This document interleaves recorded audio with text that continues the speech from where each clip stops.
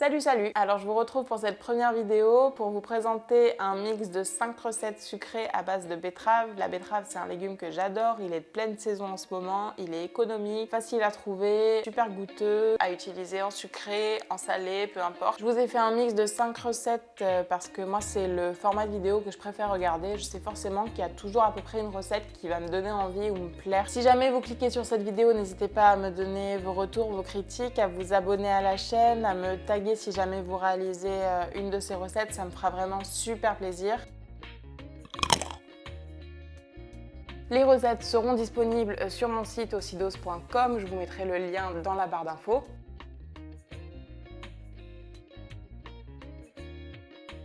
Pour la première recette, je vous propose de réaliser un brownie au chocolat blanc, aux noisettes et à la betterave. Ce brownie était juste super moelleux. Pour réaliser cette recette, il nous faut de la levure chimique, de la farine, 2 œufs, du chocolat blanc, de la betterave et des noisettes. J'ai choisi d'utiliser des noisettes entières parce que tout simplement elles sont plus économiques et je les ai émondées à la maison juste pour exalter leur saveur. Pour ça, c'est super facile, il suffit de les placer sur une plaque au four 10 minutes environ à 180 degrés. On les laisse un petit peu refroidir à la sortie du four et il suffit de les frotter les unes contre les autres et les peaux vont s'en aller toutes seules et ensuite je les hache. Je vais ensuite m'occuper de ma betterave. J'ai utilisé de la betterave cuite parce que ça m'a fait gagner du temps. On mélange la betterave coupée en cubes avec un petit peu d'eau et on mixe jusqu'à obtenir la purée la plus lisse possible. On fait ensuite fondre notre chocolat blanc au bain-marie. Là, la petite astuce, c'est d'éviter de trop remuer le chocolat et d'y aller vraiment doucement pour avoir une texture bien lisse. On vient ensuite transférer notre purée de betterave, on ajoute les autres ingrédients et on remue jusqu'à ce que le mélange soit bien homogène.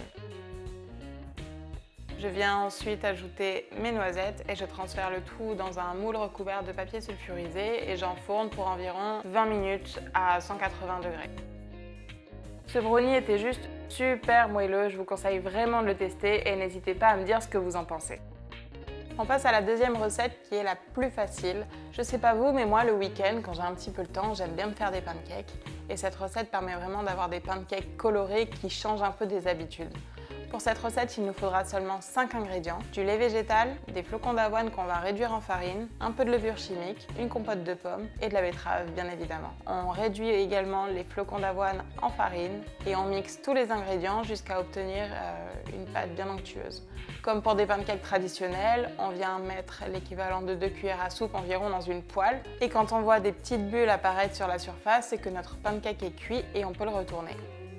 J'ai décidé d'accompagner cette pile de pancakes avec un petit peu de copeaux de noix de coco, des pépites de chocolat et du sirop de coco, c'était juste super bon.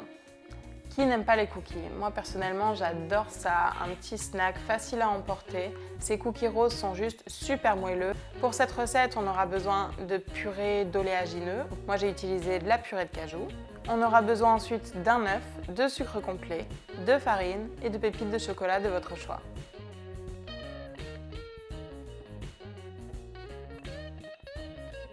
Cette recette est super rapide à réaliser, il suffit de mélanger le beurre de cajou avec le sucre et l'œuf. La purée d'oléagineux, c'est ce qui remplace le mieux dans les pâtisseries le beurre pommade en fait. On va ajouter la purée de betterave qui va liquéfier un petit peu la texture de la pâte.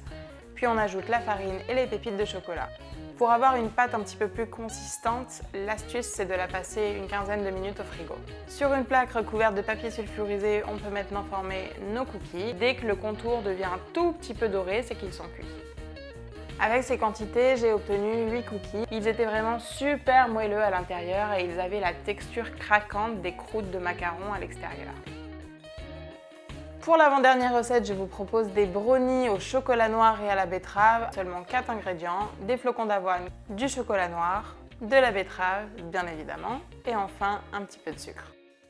On réduit donc les flocons d'avoine en farine. Vous pouvez également faire fondre votre chocolat directement dans une casserole avec un peu d'eau ou bien au micro-ondes. On vient ajouter tous les autres ingrédients. On mélange pour avoir une pâte le plus homogène possible. On met le tout dans un moule recouvert de papier sulfurisé et on enfourne pour une vingtaine de minutes à 180 degrés. Pour les temps de cuisson et les températures, je vous donne des indications mais n'hésitez pas à vous adapter à votre four. Je vous conseille vraiment de tester cette recette, vous ne sentez absolument pas la betterave. Et la dernière recette, c'est celle qui a le goût le plus intense en betterave, mais n'hésitez pas pour l'adoucir à ajouter des fruits rouges surgelés, des pépites de chocolat par exemple.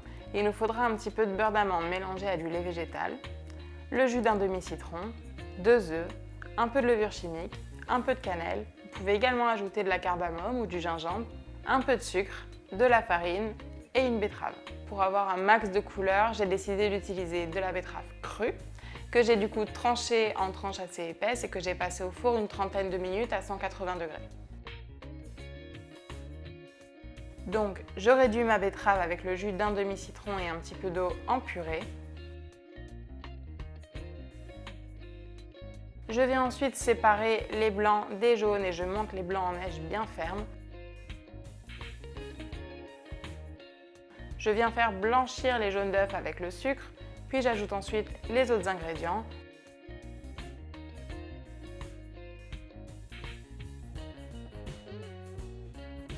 J'ajoute ensuite les blancs d'œufs montés en neige et je mélange délicatement afin de ne pas casser les blancs. J'obtiens un mélange super onctueux que je répartis dans des moules à muffins et que j'enfourne pour environ 30 minutes à 180 degrés. Pas d'excuses, on les laisse refroidir un petit peu avant de les déguster. Ils avaient une couleur vraiment très intense, ils étaient extrêmement moelleux et je pense qu'avec des framboises surgelées, ce sera encore meilleur. J'espère vraiment que ces recettes vous plairont et moi je vous dis à la prochaine et je vous souhaite une bonne semaine. Ciao ciao!